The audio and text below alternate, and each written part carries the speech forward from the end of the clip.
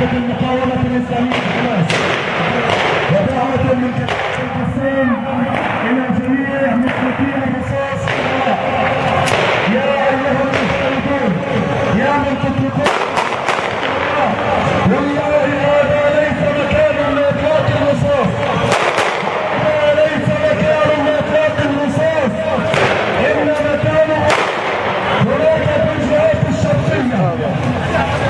أيها الأخوة مطلقين الرصاص في الهواء، هذا ليس هو المكان. ندعوكم جميعا لكي تكفوا عن إطلاق النار، ربما تتسبب هذه الطلقات بموت أحد الناس. اللهم فاشهد، اللهم اني بالله، اللهم فاشهد.